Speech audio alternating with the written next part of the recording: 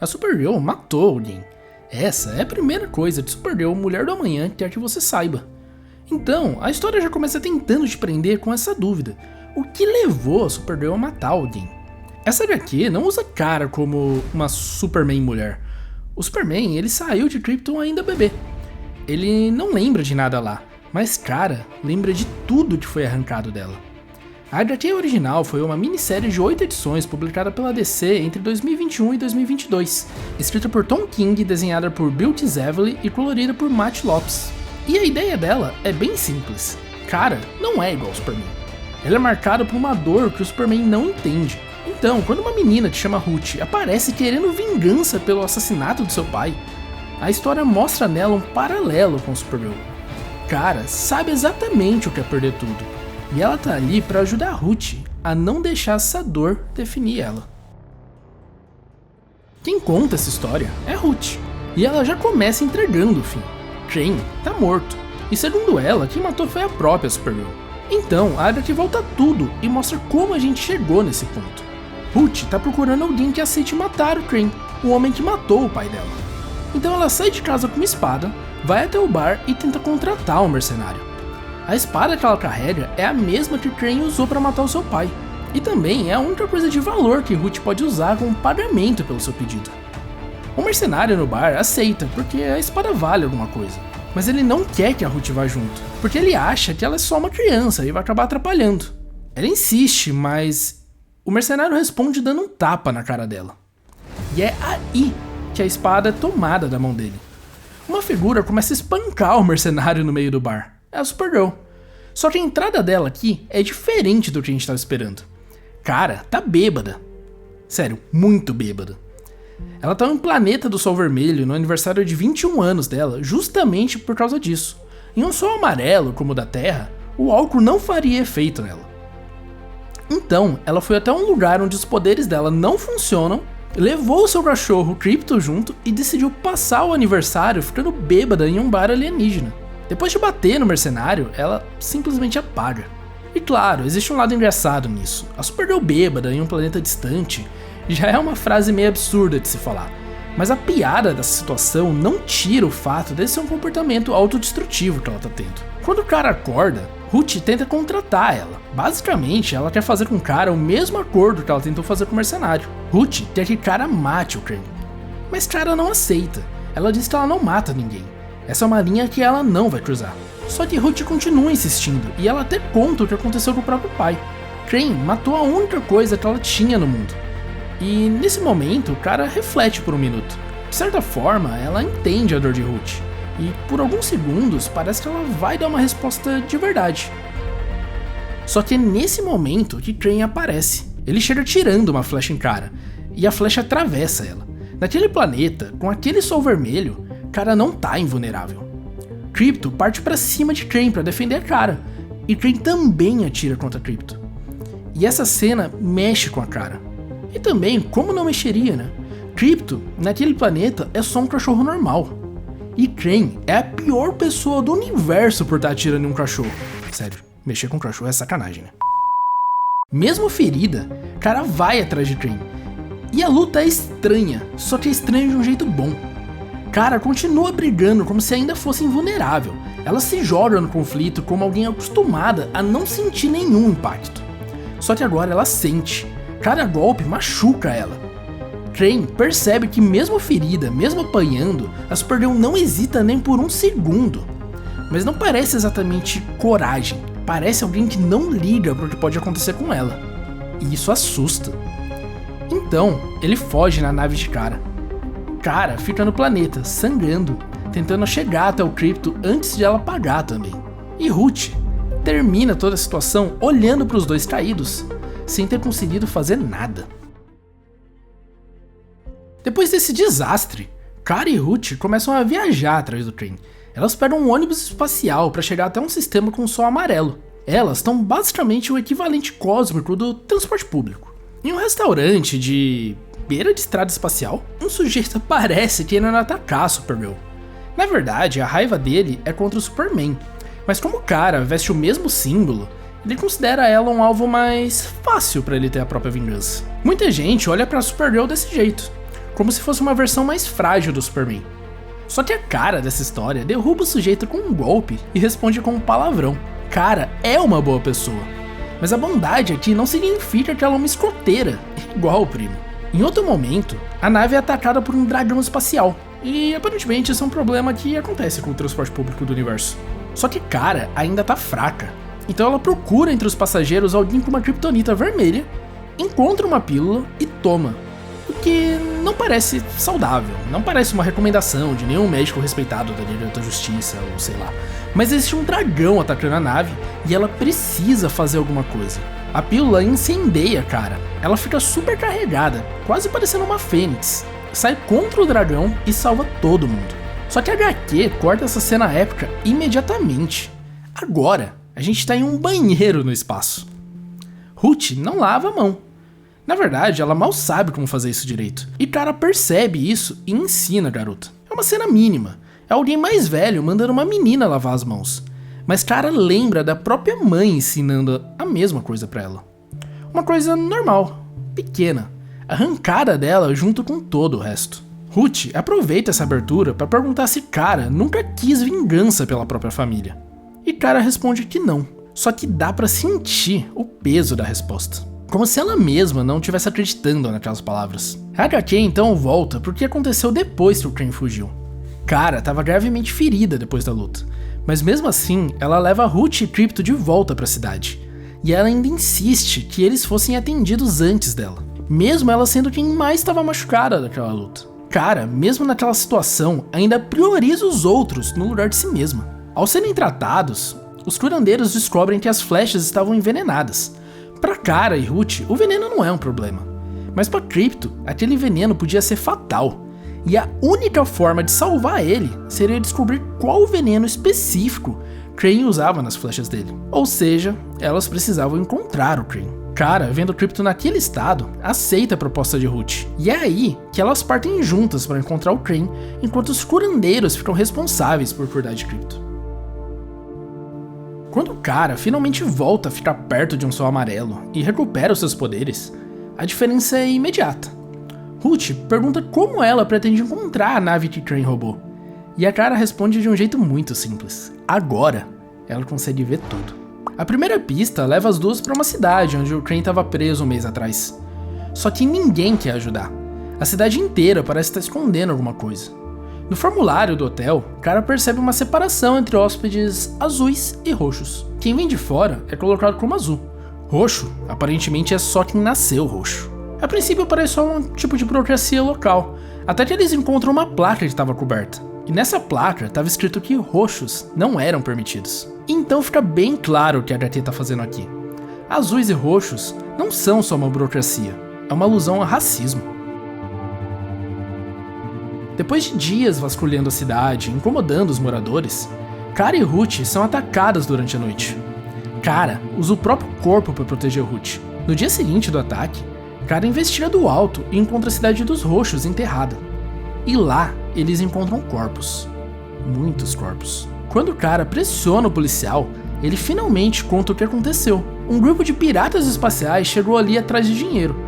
Se a cidade não pagasse, eles matariam todos. A cidade não tinha o suficiente para pagar, mas Crane, que estava preso ali, ofereceu uma solução. A cidade para o que consegue e entrega os roxos para serem mortos no lugar deles. Crane não só sugere, na verdade, ele se junta aos piratas e ajuda eles a cometerem o genocídio. Ele participa com tanta alegria que os piratas convidam ele para se juntar ao grupo. Ruth aqui começa a entender que o mundo é um lugar muito mais cruel do que ela esperava. Ela começa a entender que a dor dela não é a única, que existe um ciclo sem fim de violência que afeta várias pessoas todos os dias. Depois disso, vem outros rastros. Um bebê chorando no meio do que sobrou de um povo inteiro, um sobrevivente no hospital contando como Crane matou um amigo dele de forma brutal, um velho cavando túmulos sozinho para enterrar toda uma cidade, sem nem mesmo saber qual daqueles corpos era a própria filha. Supergirl ajuda o velho a cavar os túmulos e a encontrar qual era sua filha. Toda essa viagem é desgastante. Um ponto interessante é quando elas encontram um dos membros dos piratas espaciais prestes a ser apedrejado, Supergirl e Ruth assistem aquilo. E Ruth acaba comentando que achava que Kara iria salvar ele. Kara, nessa história, é uma pessoa boa, mas diferente do que eu espero do Superman, ela não tem problema em não salvar um vilão.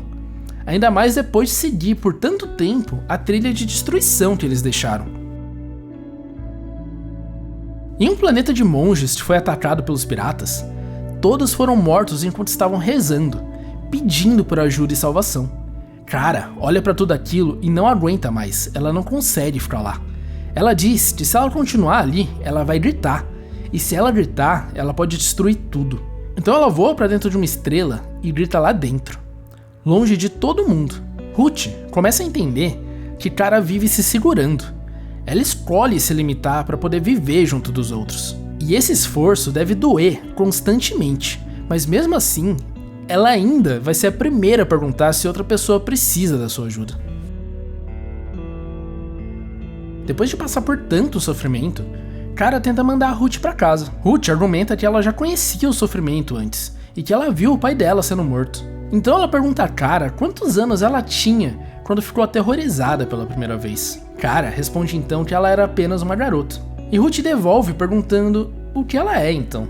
E Kara não tem uma boa resposta para isso. Ela conhece muito bem o caminho que o Ruth está trilhando, mas ela não sabe como salvar a menina antes que ela se perca nessa vontade de vingança. E então elas seguem em viagem. Kara e Ruth finalmente alcançam Crane e os piratas em um planeta de fogo e lava. Só que Crane usa uma esfera mágica para teletransportar as duas para outro planeta. Como isso é magia, Kara não consegue fazer nada para evitar. As duas caem em um mundo com um sol verde, e Kara reconhece o lugar. O planeta foi criado para prender o Superman. O sol verde age como se fosse Kryptonita e enfraquece a Supergirl. Isso vai deixando ela cada vez mais fraca a cada minuto ali. Superman quase morreu naquele lugar, e ele foi resgatado pela Liga depois de 45 minutos de agonia. Mas Kara e Ruth não vão ser resgatadas. A única esperança delas é esperar o sol se pôr. E isso vai levar 10 horas. Agora, Ruth precisa manter as duas vivas, enquanto a Supergirl mal consegue ficar de pé. Ela ajuda a Kara a andar até uma sombra para tentar evitar o contato direto com o sol e fica de guarda. Ela precisa lutar contra monstros e, quando ela não consegue mais, Kara, quase delirando, consegue ainda usar uma visão de calor para salvar as duas. E depois de várias horas de sofrimento, o sol finalmente se põe. Kara recupera seus poderes. Ela derruba os monstros quase como se nada tivesse acontecido e ainda zoa o Superman por só ter aguentado 45 minutos. Sério, Kara aqui é bem castrosa. Depois disso, Kara aceita que pode morrer nessa jornada e decide então contar a Ruth a sua história. Kara não era um bebê quando Krypton morreu. Superman chegou na Terra pequeno demais para se lembrar. Ela não, ela tinha uma vida. Krypton não era só o planeta de origem dela, era sua casa. No dia em que Krypton explodiu, Kara estava voltando da escola. Ela vê o foguete que tá levando o Superman embora, e o bebê escapa enquanto ela fica para trás. Mas Krypton não acabou em um dia, os deuses não foram tão gentis. Argo City, a cidade de Kara, sobreviveu por uma redoma graças ao pai dela, Zor-El. Por um instante, parece que há esperança. Só que a cidade, que agora tá vagando pelo espaço, ao passar perto de um sol amarelo, acaba mudando a composição do solo do lugar, e transforma o solo em kryptonita, e acaba envenenando todos os sobreviventes. A mãe da Kara acaba morrendo nesse período. Então, Zor-El acaba encontrando a única solução possível. Ele usa chumbo para separar os sobreviventes do solo contaminado. Para fazer isso, Kara trabalha mais do que todo mundo. E mesmo quando os outros começam a desistir e cair, ela continua, chegando a um ponto de até se bater com o próprio martelo para não dormir. Isso mostra o tamanho da determinação que ela tem. Mesmo assim, muita gente morre. Argo tinha cerca de 18 mil sobreviventes, e perto de 13 mil morreram nessa época. Depois da barreira pronta, Kara ainda ajuda a cavar as covas, inclusive a da própria mãe. O que aumenta muito pra mim é a cena com o velho cavando os túmulos que a gente viu mais cedo. Kara sabia exatamente o que ela estava fazendo ali, sabia a dor que o velho estava enfrentando. Argo ainda aguenta por mais um tempo, até que uma chuva de meteoro quebra a proteção de chumbo que eles construíram. Só que dessa vez já não tem mais recurso ou pessoas para reconstruir aquilo. Zor-El então decide usar o que resta de Argo para salvar uma única pessoa, a filha dele. Kara pergunta por que ela, e não ele ou qualquer outra pessoa. E a resposta é simples, porque ela é a garotinha dele. Cara diz que não entende como ainda pode ser uma garotinha depois de tudo que ela viu. Mas pra Zor-El, isso não importa. Então Kara não sai de Krypton como uma criança sem memória. Ela sai como a última sobrevivente de Argo, carregando o peso de todo mundo que morreu ali.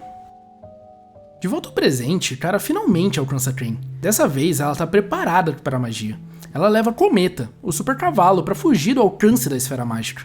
E sim, tem um super cavalo que aparentemente já existe no Lord Supergirl, mas a história não faz questão nenhuma de explicar isso. Então, como bons leitores, a gente simplesmente vai aceitar isso e seguir com a história. Então quando o cara volta, Crane já não tem mais nenhum truque, só espada e flecha. E isso já foi suficiente uma vez para ferir a Supergirl, mas agora não é mais o planeta de Sol Vermelho. Quando o Crane atira, o cara pega a flecha com a mão. Quando o capítulo seguinte começa, Crane já tá capturado e amarrado em uma praia. Kara deixa a Ruth e o Cometa ali com ele, enquanto ela vai enfrentar o resto dos piratas que o Crane se aliou sozinha. O papel do Cometa ali é impedir que Ruth mate o Crane. Krypton ainda tá em risco e eles ainda precisam arrancar do Crane a informação sobre o veneno. Então acompanhamos Kara lutando contra os piratas. Ela é forte, mas eles têm muito poder de fogo, incluindo Kryptonita. Na praia, Ruth tá mais perto do que nunca da sua vingança. Ela tira a mordaça de Crane e pergunta por quê. Por que ele matou o seu pai? E a resposta do Crane irrita de tão banal. Crane disse que estava a serviço do rei. O trabalho dele era encontrar possíveis traidores, e para isso, ele contava uma piada sobre o rei. E se a pessoa risse, ele a considerava uma traidora e a matava. Só que o pai de Ruth não riu. Na verdade, ele defendeu o rei e acusou o Crane de ser um traidor por conta daquela piada. E isso machucou. Não no sentido literal, mas machucou o ego, porque Crane considerava aquele homem inferior e não aguentou ser acusado por ele. Então ele mata o pai de Ruth praticamente no automático. O que me pega aqui é que isso diminui e piora o crime ao mesmo tempo. Foi praticamente sem motivo, só guiado pelo ciclo de violência que Crane vive. Mas na história acaba deixando o Crane como um vilão raso, unidimensional. Enquanto isso, Kara começa a perder. Os piratas começam a usar a Kryptonita. Cometa sente que ela tá em perigo e quer ir ajudar. Mas Kara escuta e manda ele ficar pra trás. Ela sabe o que pode acontecer se Ruth ficar sozinha com o Crane. Ruth promete que não vai fazer nada. E Cometa acredita. Ou decide acreditar pelo menos, porque Kara tá em perigo e ele também ama ela. Sério, gente, vamos só aceitar a Lorde desse cavalo, tá? Assim que o Cometa sai, Ruth pega a espada. Só que quando finalmente tem Crane indefeso, ela trava. O pai dela foi morto desarmado, então ela não quer se igualar a Crane e fazer o mesmo. Então ela solta o Crane e deixa a espada no meio deles. Nenhum dos dois começa com a arma na mão. Crane corre pra pegar a espada e Ruth foca em atacar o Crane. Por conta disso, ela vence. Não importa o quão forte Crane é. Depois de tomar tantos chutes na cara, ele não tem o que fazer. Ela morde Crane pra pegar a espada de volta. E quando Crane tenta roubar a espada, ela simplesmente corta os seus dedos. Com isso, Crane fica indefeso, pronto para ser executado por Ruth. Mas ela não consegue. Ela tenta dar o golpe, mas para. Tenta de novo e erra.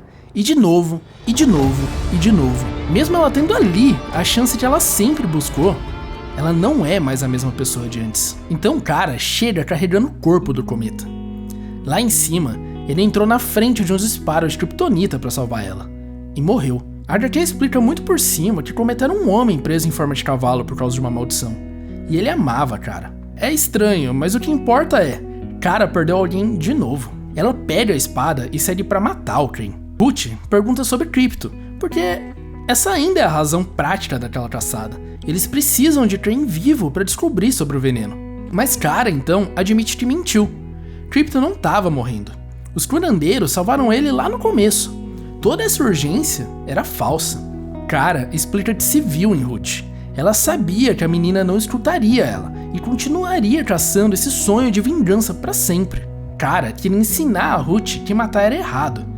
Ela queria ensinar algo, mas ela admite que não conseguiu, justamente porque ela mesma nunca aprendeu esse algo.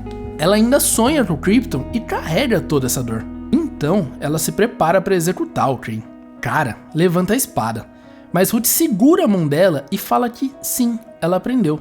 A menina que passou a história inteira querendo matar Crane, agora impede a Supergirl de matá-lo. Ruth ainda odeia o Crane, Mas ela olha pra Kara e lembra de tudo que eles passaram, de toda a dor que elas viram. E acima de tudo, ela lembra o que ela aprendeu observando o Supergirl durante toda essa viagem. Kara, assim como ela, perdeu tudo, mas mesmo assim continua em frente, sem deixar a sua dor definir quem ela é. Ruth aprende com isso, não do jeito que Kara planejou, mas ela aprende com Kara tentando e errando na frente dela. Ruth não tá dizendo que Crane merece viver feliz, ela só percebe que matar o Crane ali não vai mudar nada. Então ela baixa a espada de Kara e diz que já teve matança demais. Kara responde simplesmente dizendo que é tudo grande demais e elas são pequenas demais. Elas não vão consertar o mundo ou parar o ciclo de violência, mas elas dão o primeiro passo nessa direção e não matam o Crane. A história então salta muitos anos. Descobrimos que quem estava narrando tudo era uma Ruth idosa, muitos anos depois do que tinha acontecido. Kara e Krypton vão visitar ela. Krypton vivo, aliás. Dá pra ver o truque. Ruth tinha aberto essa história dizendo que a Supergirl tinha matado o Crane. Fez a gente acreditar em uma coisa. Só que no fim ela entrega a escolha de verdade. Kara não matou o Crane naquele dia. Crane, na verdade, foi mandado pra Zona Fantasma e ficou preso por anos. Agora, Kara vem contar que ele mudou, que ele se arrependeu e que ele já não é mais a mesma pessoa. Esse momento no futuro é justamente quando eles vão libertar o Crane da prisão. E ele, ao ser libertado, ajoelha e pede perdão pra Ruth, se arrependendo de tudo que ele fez. E como resposta, ela bate nele com a bengala. Eu gosto muito dessa pancada. Ela bate nele e vai embora sem dizer uma única palavra. Ela tem a sua vingança ali, mas sem virar uma assassina. E eu acho que é por isso que essa HQ ficou tanto na minha cabeça. O que eu gosto é que a história não precisa transformar a Kara numa versão adulta e sombria dela mesma. Ela continua sendo a Supergirl, só que uma Supergirl mais machucada, mais contraditória e bem mais difícil de resumir. Kara lembra da sua vida em Krypton e de toda a raiva que ela carrega por ter perdido o seu lar. Por isso, ela tenta salvar a Ruth de ter o mesmo destino. E por fim, ela acaba se tornando um modelo indireto. Ruth vê nela uma pessoa que sofreu e ainda sofre todos os dias, mas que luta constantemente para não deixar essa dor definir ela. Ela aprende que a dor não some, mas que ela não precisa ser definida por ela. Essa talvez não seja a história do Supergirl que as pessoas esperavam, mas foi a história que me fez entender porque a Kara não é só a prima do Superman, e de fato me fez me interessar pela personagem. Ela é alguém que perdeu tudo, continuou sentindo raiva e mesmo assim não deixa isso definir ela. Porque nesse mundo tão cruel e gigante, alguém precisa fazer alguma coisa. É isso, pessoal, muito obrigado a todos que assistiram o vídeo até aqui. Se você gostou do conteúdo, considere inscrever no canal para não perder os próximos vídeos. E não se esqueça também de deixar um joinha e um comentário, que eu sempre tento ler todos. Muito obrigado por tudo e até a próxima.